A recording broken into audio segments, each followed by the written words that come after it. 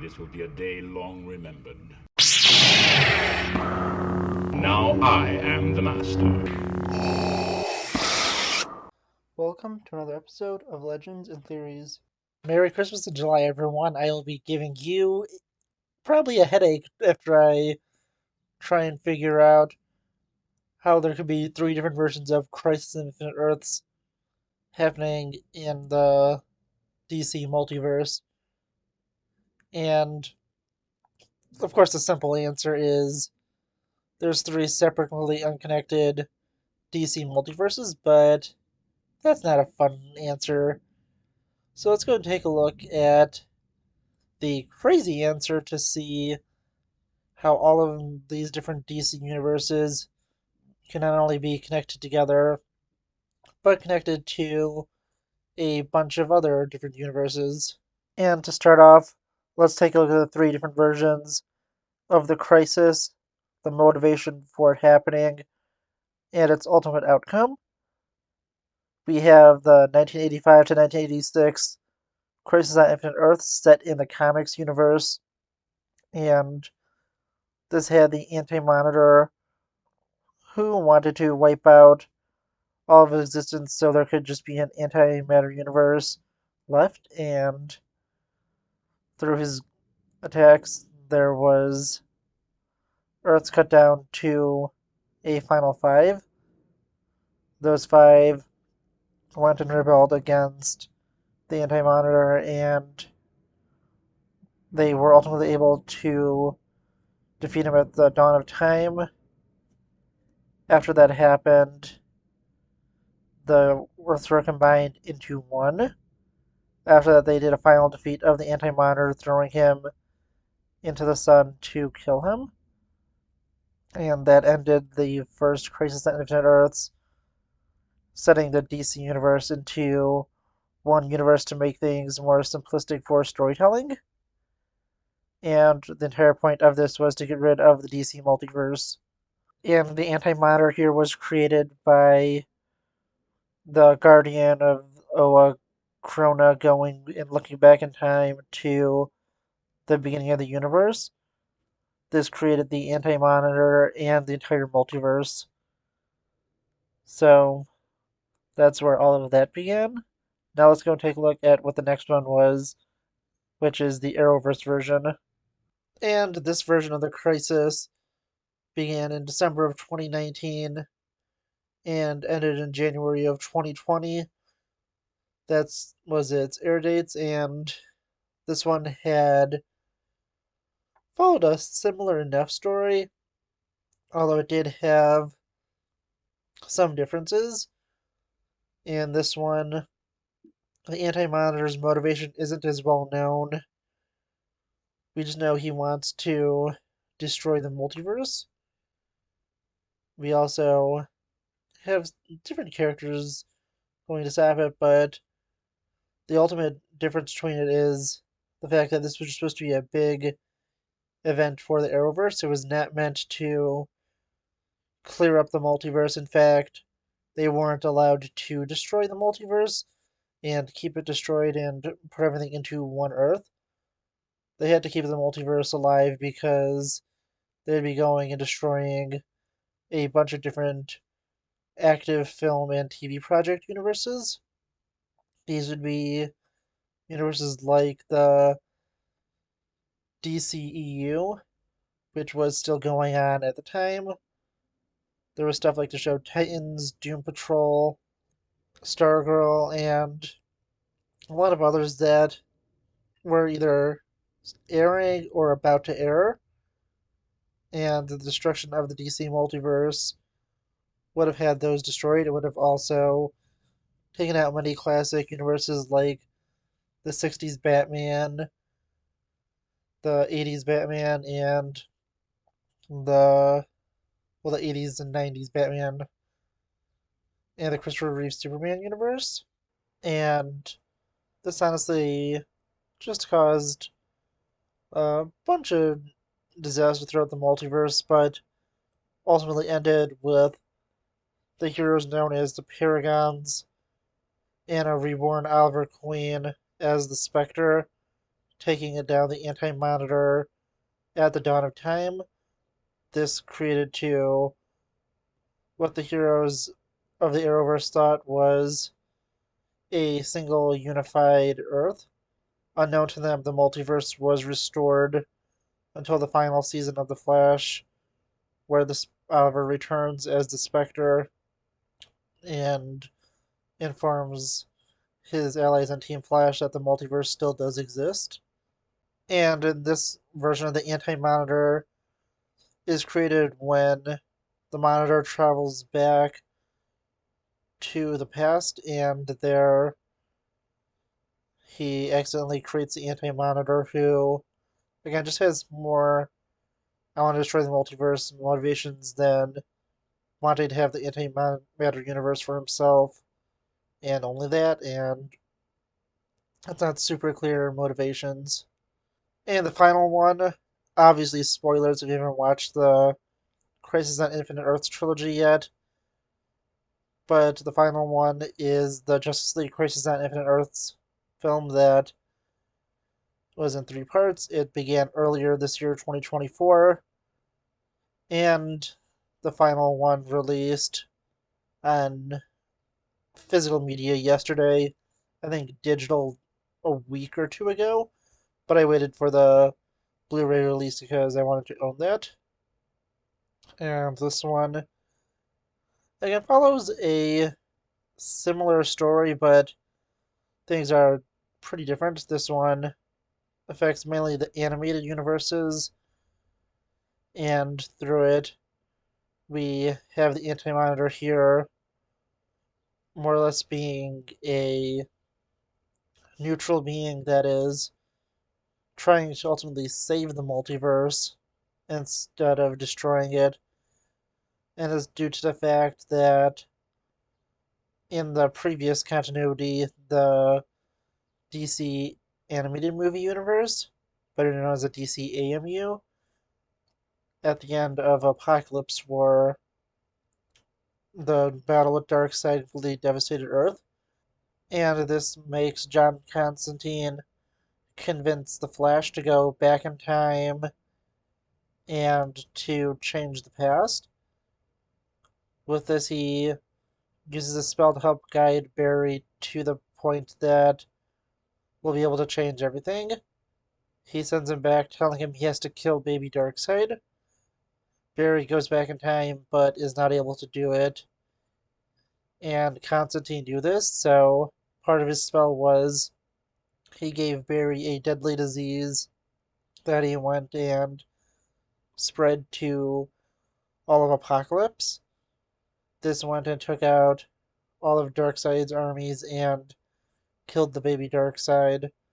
This created a time paradox, since Darkseid was a fixed point in time and was an essential being to the creation of the universe. This caused a split in the timeline where there was one existence where the DC AMU would go on as normally and Darkseid would exist. In the other universe, Darkseid does not exist, and this moment broke reality.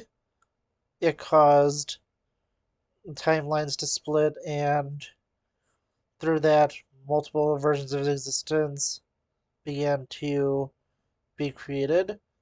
This began to cause infinite Earths, and this multiverse was not stable.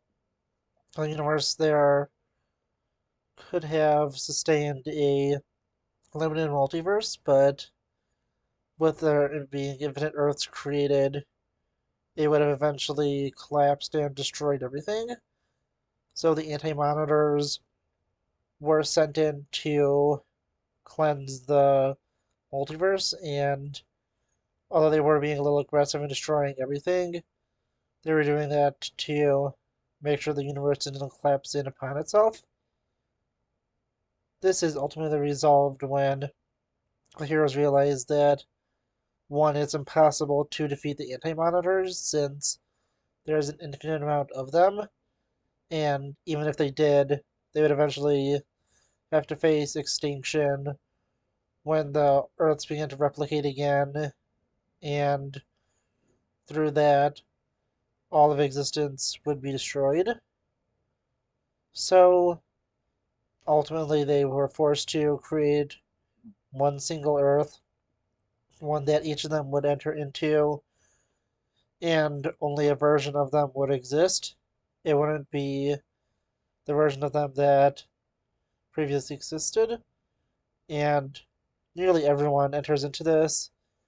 The only that don't, besides the ones that are already dead at this point, are John Constantine, who caused the crisis himself, the Spectre, the Psycho Pirate, and the Question, who sees this as an ultimate compromise of his morals and refuses to enter into it.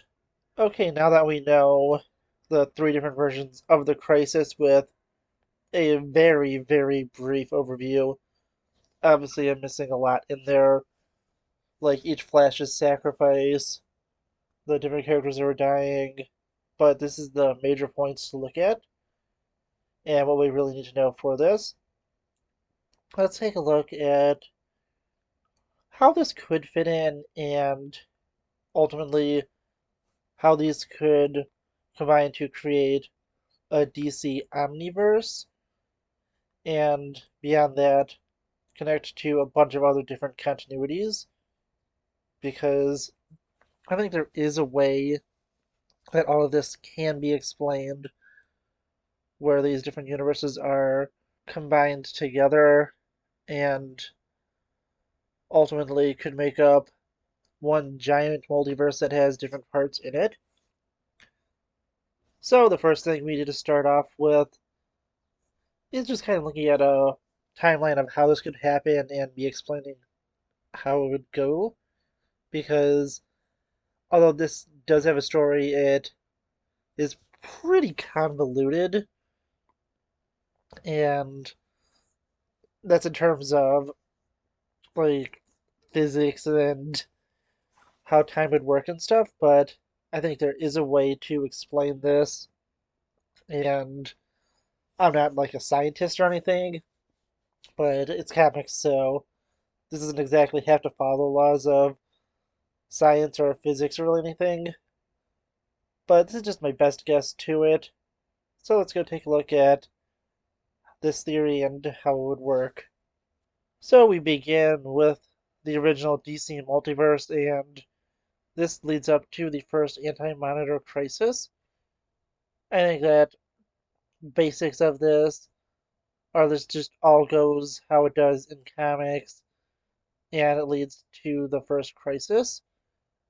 And through that, I think that ultimately the Anti-Monitor, for whatever reason, misses one universe, and this universe is ultimately going to be Earth 1 of the Arrowverse. I think for whatever reason he thinks that he'll be able to either incorporate this into the antimatter universe or sees it as a dead Earth, or just some other reason. Maybe it is hidden better than the others, and I don't know the full reason it could be there, but I think that one of them still does exist, and the initial comics Anti-Monitor misses this one universe, and after the Anti-Monitor crisis is ended, the new Earth is created in a new universe completely. And by that I mean not in the same multiverse that the original Earth was in. And from that, the comics universe just goes on normally from that point. It goes to Infinite Crisis, Final Crisis, Dark Knight's Metal, Death Metal, Dark Crisis on Infinite Earths, and all those other stories that change and reset the continuity. But in that original one, we get the Arrowverse timeline, which includes all of our different live action projects and would include most of, if not all of the animated ones. And if you're wondering how this could be when we see most of those animated universes destroyed in Crisis, I think there is a good explanation for it. And that is that the death of Darkseid as a baby ultimately caused a major problem for this universe where it split off a sub multiverse of the original multiverse. And while that multiverse could easily be infinite, this sub multiverse could not be. It was a smaller part of a bigger one, and with only being a section of a bigger multiverse, it had the room to expand to at least a certain point, but would eventually be destroyed. And through that, we could say, depending on just really how things play out, that this separate crisis happened before or after the original Anti-Monitor crisis for the live action stuff. And it doesn't matter too much if this went through a crisis before or not, but if it was reset, it could maybe just explain things a little better to have it happen after. But I don't think it ultimately matters too much if it's before, unless the new universe that was created in the Crisis movie is supposed to be James Gunn's DCU, which I don't think it is based on the fact that it seems that the only superhero characters that will exist are the ones that go in, and we know that characters that died and didn't go in, like Supergirl, will be getting movies in the DCU.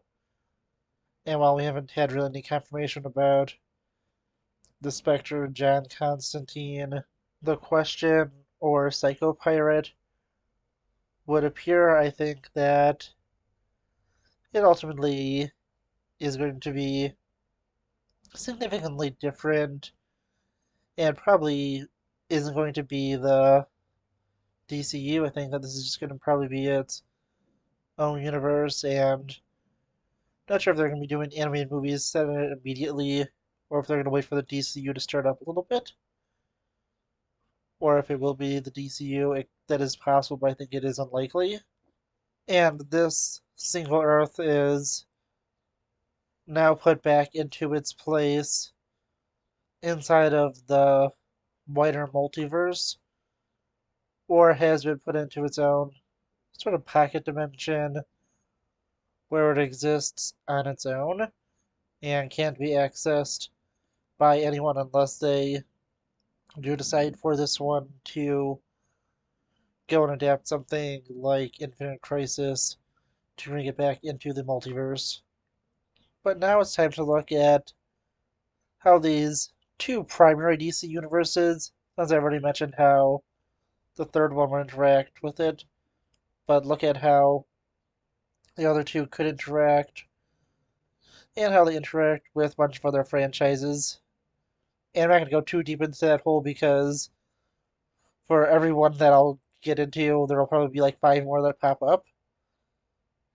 But you look at the primary universe. This is going to be the comic one, just in case you weren't clear about that. But I think that this universe, and we'll just call it the Arrowverse, even though it includes a lot more than the Arrowverse. I think that those two universes do have points of crossover and universes that are as technically part of both. We could say there are Earths that have the exact same vibrational frequency, and the events in there are the exact same.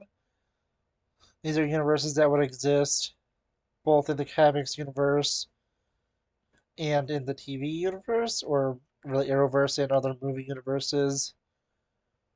Ones that where you could see like it was in some Batman comic, I think last year.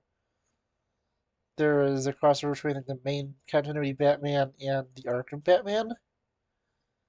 And I think the Arkham Batman would exist within the. Again, we're calling it Arrowverse, even though it'll be including a bunch of different other universes besides just the Arrowverse shows. But that's what the Crisis was around, so I think it's just the easiest name to use. So I think the Arkham-verse is probably set in that universe. And to go into the other can of worms there, where they have Suicide Squad kill the Justice League, and they have their own versions of Earth 2, 3, 2 through, I think, like 13. There's just to be 13 Earths there. But I think we can just say that is just one of those things where they're numbering things based off of their Earth, assuming their Earth is Earth 1 and not knowing the proper multiversal designation, which I think is what can be easily used for the MCU and how that has some contradictory naming information compared to the comics. But I don't need to worry about that right now. I'll be worrying about that when Secret Wars comes out in a few years, so I'll have to remember to do this because I can probably look at this again for how there would be two versions of Secret Wars. The multiverse is destroying one because obviously there's like I think at least like 4 or 5 other versions of Secret Wars that happen in between the initial one where Spider-Man gets a black suit and the one where the multiverse is destroyed. But that's a different video.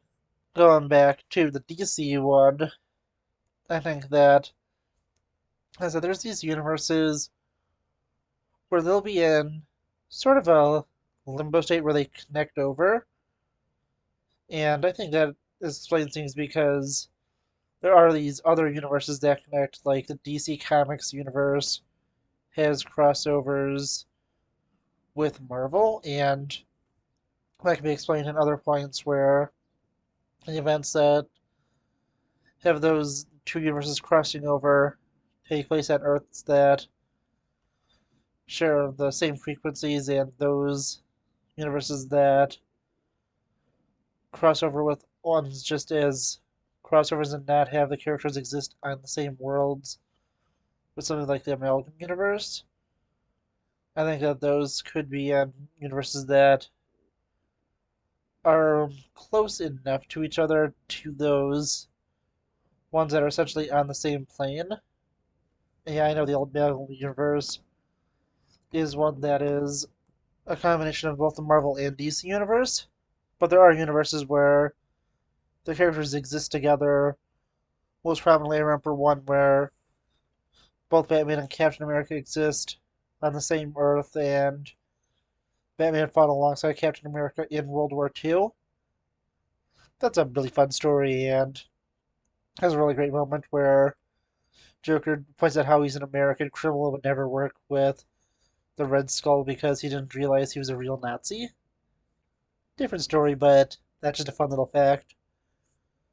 And with that, obviously the Marvel Universe has its own connections.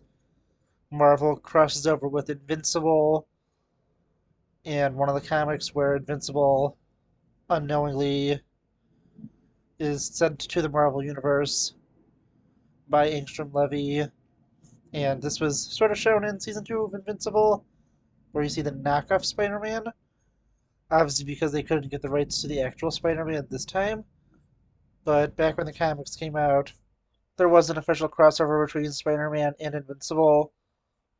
And then going on other paths, we have just a lot more chaos to go through since, of course, DC has a bunch of different branched out crossovers or stuff with like Teenage Mutant Ninja Turtles, Spawn, Looney Tunes, and just so many other stuff. There's Godzilla and Kong, so it says connection to the MonsterVerse.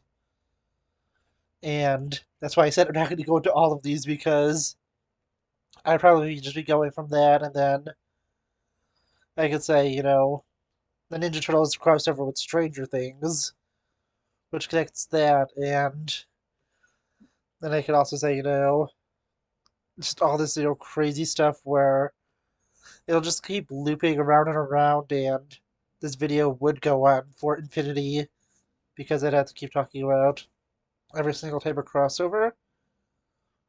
But basically, I think that there's all these universes that have like one or two Earths that have a shared spot in them where essentially these are the crossover universes where we get those fun crossover stories. And in those crossover universes, and those universes serve as a point of travel where you could hop between multiverses to a close world from that other multiverse, and from there you can start traveling through that other multiverse completely normally. And while a crisis could wipe out at least one of those multiverses, it wouldn't go and begin to affect the other ones because obviously, like, the big ones at least, Marvel and DC, always have this reboot event happening every few years where continuities reset to make sure they can keep Spider Man young and Batman still in his physical prime. Reboot a bunch of characters to make them new or different, and bring back a bunch of characters that have been killed off. So yeah, there's just all this crazy random stuff, but ultimately I think that this does make a bunch of sense. It is, kind of insane, but I think that this is probably the best explanation possible. And it also means that universes we love, like the DCAU, haven't been permanently destroyed and still exist in another universe. But that's honestly what I think. I want to know what you think. Please leave me in the comments, and I'll see you in the next episode of Legends and Theories. Thank you for watching this episode of Legends and Theories. Please subscribe, like the video, share the video, leave a comment, check out the video on screen, and may the Force be with you.